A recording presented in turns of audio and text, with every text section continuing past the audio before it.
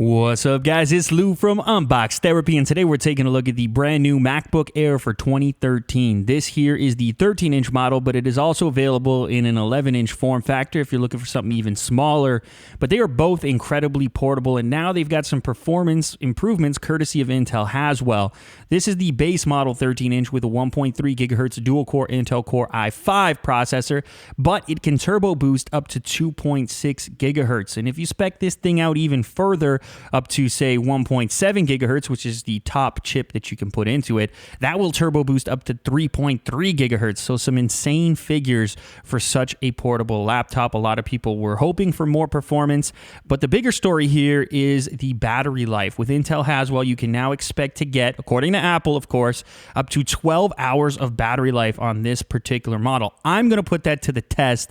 I'm actually going to do a time-lapse video using this for all of my daily activities one day in the coming week, probably on Monday if you guys want to see it. Actually, leave a thumbs up down below if you want to see my battery test to see what this thing is really capable of. It'll probably be a short video, like a time-lapse. I'll try and crunch 12 hours down into like a minute 20 or something. I don't know. I haven't done a time-lapse in a while, but anyways, let me know down below that you want to see that by leaving a thumbs up. Let's go ahead and talk about the unboxing. It's much like the unboxing of any MacBook or MacBook Pro or MacBook Air of past. You've got a little bit of paperwork from Apple, including the ever-important Apple stickers, and then you have your power adapter with the power adapter's extension cable.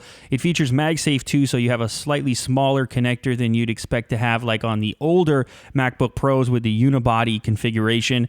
And then you have your power brick on the other end of 45 watt with interchangeable tips, so depending on what part of the world you're in, you will see the corresponding tips. In this particular case, we have the North American adapter, of course, since I am in North America. So as I mentioned earlier, the big story with Haswell is the fact that you can get all-day computing on a laptop that is sub 3 pounds. That's really an amazing feat. It's something I've wanted my whole life. So if you happen to be a student or somebody who travels a lot, this is going to be a really, really big deal. It means you can leave your power adapter at home and really start to recognize the absolute portability of a 3 pound or sub 3 pound laptop. Of course, even more if you happen to go for the 11-inch version.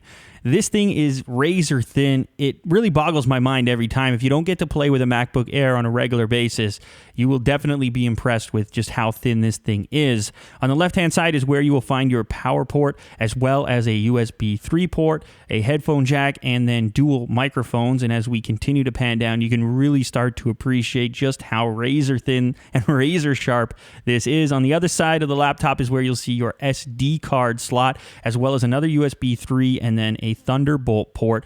One thing to note is if you go for the 11.6-inch version, you will not have that SD card slot, so you'll be giving that up for the slightly smaller form factor. Opening up the MacBook Air, the rest of the hardware is visible now. You have the backlit keyboard as well as the nice oversized trackpad. I still think Apple makes the best trackpads in the business. You've also got the 720p FaceTime HD camera, which is going to come on both the 13-inch as well as the 11-inch model. And in terms of screen, you're getting actually decent resolution, 1440 by 900 native. A lot of people were hoping to see a Retina model MacBook Air. That didn't happen, but hey, 1440 by 900 is still pretty good, and it's a reasonable amount of workspace for a 13.3-inch laptop. If you go for the 11-inch, you're going to get slightly less workspace at 1366 by 768 native. So anyways, let's go ahead and boot this thing up. It wouldn't be an unboxing video without showing you the Virgin boot. So here we go. I'll go ahead and press the power button, and shortly after booting it up, I'm going to give you a quick comparison of the latest generation MacBook Air, at least a physical comparison, up against my 2011 model MacBook Pro, which, believe it or not, isn't going to exist too much longer because we're still going forward with that Super MacBook Pro project. In fact, the new MacBook Pro is set to arrive very shortly, I believe on the 21st, so stay tuned for that project there. But anyway, guys, that wraps up this unboxing. I hope you enjoyed it. If you did, remember to leave a thumbs up down below. I'll leave a link in the description if you're interested in pricing and availability on this model or any other MacBook Air for 2013. Thanks as always for watching, and I'll catch you guys on the next video. Later.